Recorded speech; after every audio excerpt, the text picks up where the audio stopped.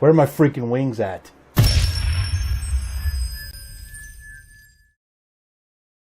Hey gang, Jeff Stone here with day, I don't know, 20. Happy birthday, Kim, my sister. Day 20 of the year 2016 at magicreview.com. Yep, 20 days, 20 reviews, and about 25 videos. Man. And let me tell you right off the bat, the ad copy is crap. Red Bull does not give you wings. Nope.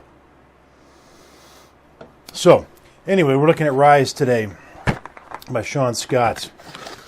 And it's got some good, bad, and some ugly. There's the packaging. It's pretty cool.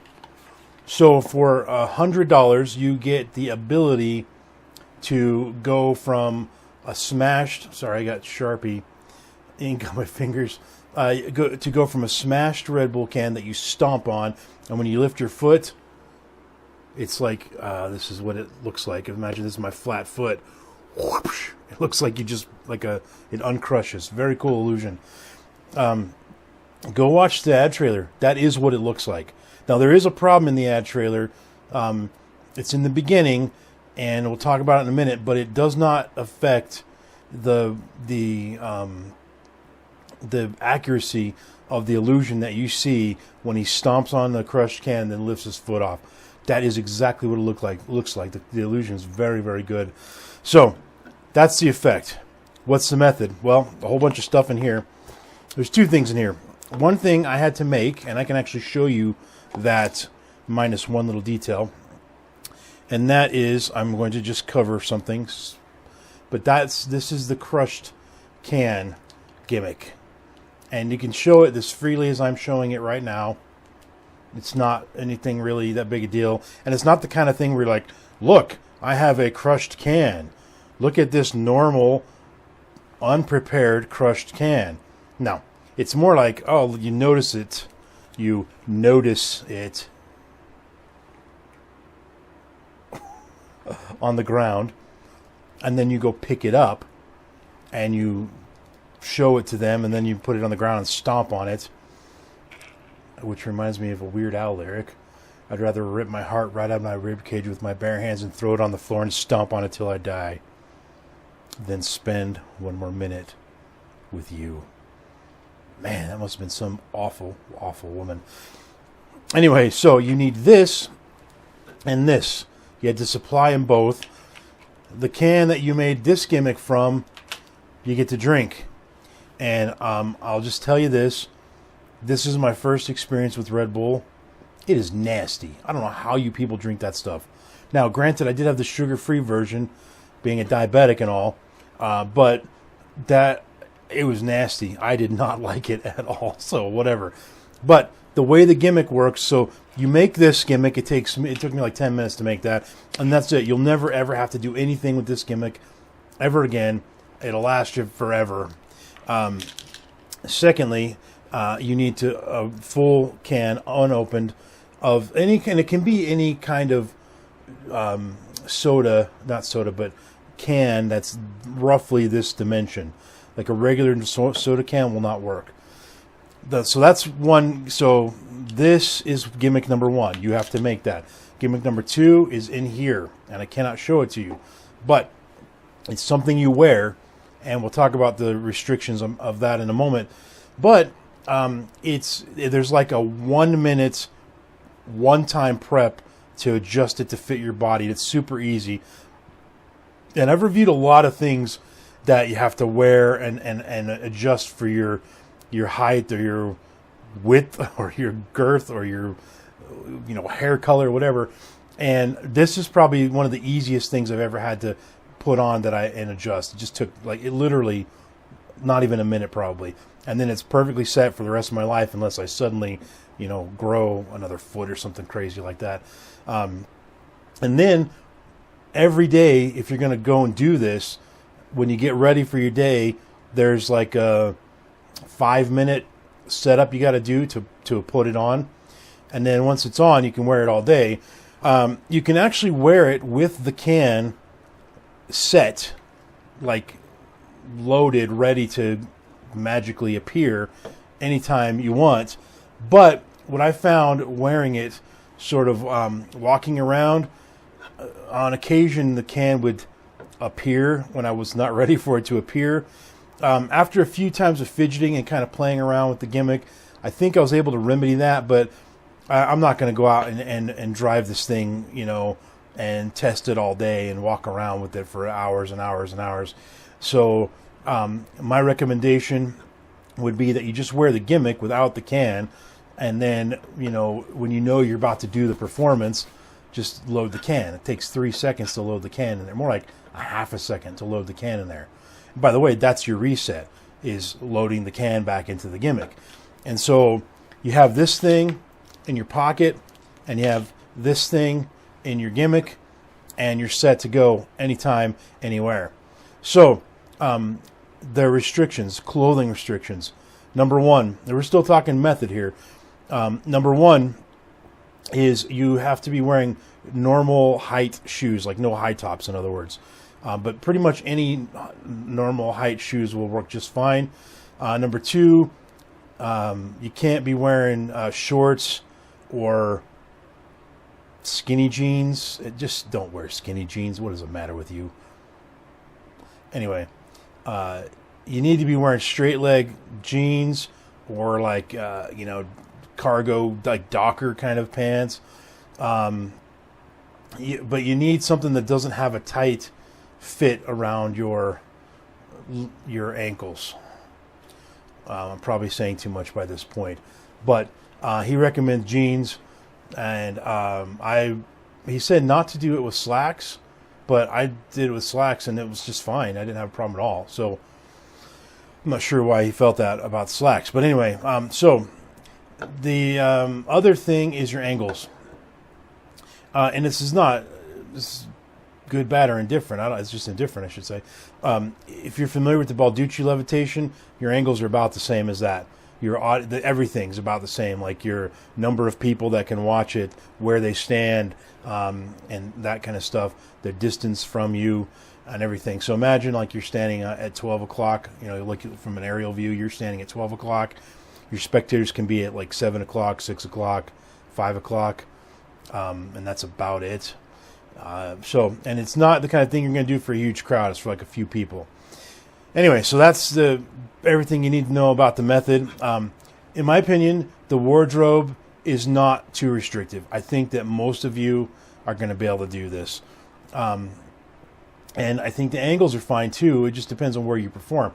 Certainly if you perform in like a parlor setting, then I'd have to, I'm not entirely 100% sure, but I'm pretty confident that you can have a pretty widespread audience because you're far enough back from them.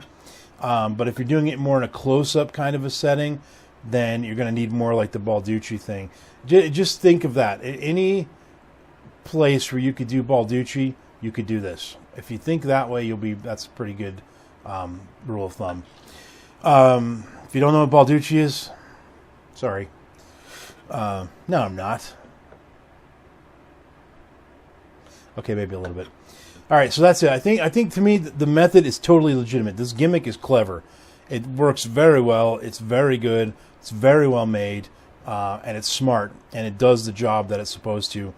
And the method works to create the exact illusion that you see on the ad trailer. Absolutely. All right, speaking of the ad trailer, ad copy integrity. There were 3 problems with the ad copy. 2 of them are minor. One's pretty big, though. First one is it's really minor, but maybe it's just a typo. But they said over 90 minutes of training, tips, and so forth. It was only 70 minutes, so I don't know what that was all about. The second thing is they claim that you don't have to modify your shoes. That's almost true. You have to permanently put something inside of one of your shoes. The something's about that big, and it's super flat, and you'll never feel it. And if you're not wearing the gimmick, I mean, it still is going to be there, but you won't even notice it. And so it is modifying your shoe. But secondly, the reason that's somewhat of an issue is because now you're held hostage to that pair of shoes. the one that you've put this thing in. And so you have to wear those shoes whenever you're going to do this effect. Now, this thing that you're putting in your shoe is like, $1 at a craft store. And you can buy for $1 enough of this thing to put one in multiple shoes. He doesn't talk about that at all on the video, but you could do that. And so it's still a problem because they said that you don't have to modify your shoe, but they should have just left that out, because I think the problem would have been if you had to alter your shoe and you couldn't alter other ones, or it was too costly to do it. But in this case, it's not. It's very reasonable to just go spend $1 or $2 at a craft store and get the thing that you need and fix up multiple shoes. Secondly, I even thought of a way where you wouldn't even have to go buy you have to buy something else. But anyway, I can't say too much more than that. But he should have covered that in the video, and he didn't, which we'll talk about when we get to product quality. So those two things were the minor ones: the claim that it was 90 minutes and the claim that you don't have to modify your shoe. The big one, though, is in the video trailer. Go watch the trailer. The first 5, or starting at 5 seconds in, it shows him picking up a crushed can. The one he is picking up and holding and handling from 5 seconds to 8 seconds is not this gimmick. It's absolutely not this gimmick. And if you were to use what he's holding in his hand to do this trick, it would not work. Absolutely would not work. Now, you looking at it, you may not even be able to tell the difference between that and this. It's absolutely clear. If I were to show you what I'm covering up on the other side of this, when I turn it around and I cover it up, if I were to show you that, then you would be like, oh yeah, that's definitely not the same thing that he's holding in that trailer. So what they do is they show him holding an actual real crushed Red Bull can, not the gimmick.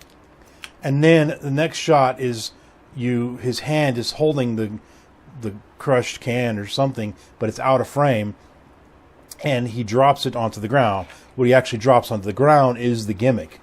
And so that's deceptive. That's very deceptive, and in my opinion, dishonest, because if you looked at that, you would think, I certainly did, that you could use a crushed can that's just not prepared at all and do this trick.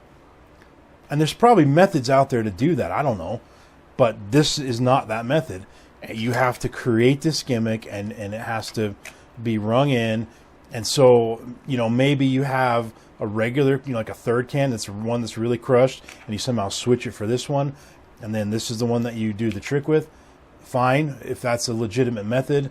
I don't know of a simple way to do that, but if they're going to do that, teach that on the video. They didn't teach that.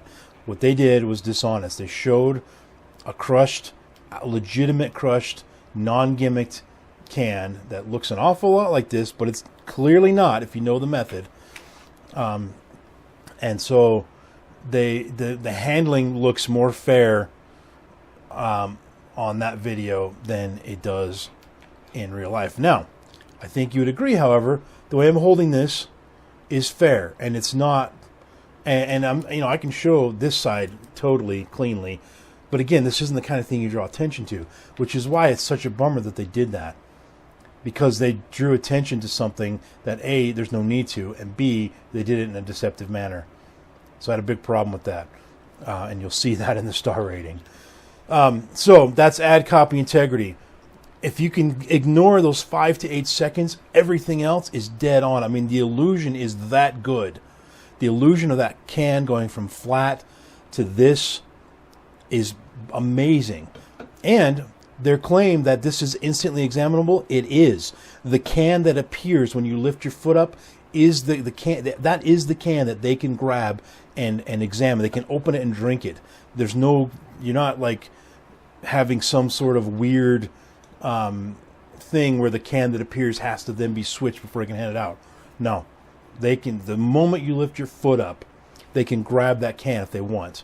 There's something else that's going on that you don't want them to see, And so you don't want them running over there grabbing it. But I just want to be clear that that can does not, once this appears, that's it. That is the can that they will be able to handle and open. And then there's one little cleanup thing you got to do. And it takes 2 seconds, and it works. It's very natural in the way that you do it. And you are completely clean. You can show your shoes. You can, I mean, everything, you're clean. You know, I mean, they can't come over and pat you down. Okay, but other than that, you're good. So the ad copy is good if you can ignore that one piece of deceptiveness, but that's a big thing to ignore. It's frustrating. Okay, so effect, method, ad copy integrity. Last, product quality. The gimmick, dynamite. Absolutely awesome. It's very well made. It's very clever, and it's again, it's one of the best wearable gimmicks I've seen as far as, you know, customizing it. I mean, it's super smart the way it was engineered. And so that's all good. The only real problem I have with the product quality is actually the training video itself. Now, watching the video, it's like about 70 minutes. It's an hour and 10 minutes and 35 seconds or something like that. You will learn what you need to know to do the effect. You will. But there are plenty of things that he left out that I think should have been in the training. And it's clear to me, and I could be wrong, but in my brain, I'm right. Okay? It's clear to me that this was completely unscripted and that there was very little, if any, preparation gone into not the filming, because the filming's great. The lighting, the audio, the angles, and all that's great. But at the teaching, there was just no scripting, it felt like. It was very unprepared. And so there are plenty of times where if he had some notes or some prepared or some scripted things, it would have been clear that you know, these things might have been covered. For example, one of the problems I had when I first started using this was that the can appeared before I wanted it to. I mentioned that. Well, he has a troubleshooting section on the video. It's 3 minutes and 15 seconds long. And I thought, okay, troubleshooting, that's where you deal with problems you have when using your gimmick. Well, I had a problem, this, appearing too soon, so I thought, great, he'll cover that. No, instead of talking about anything that was troubleshooting related, he talked about methodological techniques and setup, and, you know, how to pretend like you found this can on the ground, and some maybe presentation, you know, but none of it was troubleshooting and nothing to do with troubleshooting. So again, something that it could have been scripted better and thought out better. During this quote troubleshooting section, he was trying to show something with the way how the shoe's involved, and it was not quite exactly clear what he wanted us to see. It could have been clear if he would have just slipped his shoe off, and he was wearing slip-off shoes. It would have been super clear if he just slipped his shoe off. And the whole time in my head, I'm like, take off your shoe, just take it off and show us. And he never did. And I'm like, dude, just 2 seconds of thought would have made perfect sense to do that. So there are things like that just were not scripted. Some tips, you know, if he's been doing this as much as he claims, how about some pro tips? How about, you know, how should you walk around with this loaded all day or not? You know, and if so, what are some tips to keep it from appearing before it should? On and on and on. So things like that, it just wasn't scripted as well as it should be. But in the end, putting all let's go to the bare bones. The effect of a crushed can suddenly going and becoming this is perfect. It's beautiful. And the method will allow you to do that perfectly. And the bare bones of how to do that are on this video. So, if you have even a little bit of experience in magic and you like this effect and your wardrobe doesn't limit you, I mean, if you're walking around performing in a bathing suit or something like that and flip-flops, no, you can't do this. But assuming you wear pants that are not, you know, skinny jean kind of pants, just regular fitting pants, then and regular low top shoes, you can do this. The question is, you know, if you like it and your wardrobe fits it, then is it worth $100 to put it in your repertoire? That's what it comes down to. So, all in all, if you like the idea, I'm very confident that you'll be happy with your purchase, and you will get what you need to do it. There's a lot of stuff missing, a lot of stuff that made this less than a full, well-rounded product, mainly the ad copy and chunks of the training. Hence the rating, 3.5 stars, stone status a gem. The end. Subscribe, like the video, listen to the random iTunes song of the moment, which is, oh yeah, Wish You Were Here, Pink Floyd. What a great song. This one, I do know the history of the song, like a lot of the stuff I listen to, but I'm not going to tell you. I want you to go find out. Go do the research. And if you don't know the story behind the song, it's sad. It's tragic, frankly. I'm getting a little choked up thinking about it right now. I need a Red Bull to take care of this. And here we go, guys. We're going to try it one more time. Oh, that's not good. That is not good. Oh. Ugh. Tune in tomorrow, day 21, where we look at Exquisite, Floating Wine Glass by Michael Amar and Dirk Losander. I'm hoping this is good. I think it will be, just because, A, two big names on it, but B, Floating Losander. Those are always a good combination. That's it for this super long review, guys. Thanks for watching. Tune in tomorrow for this. Peace out.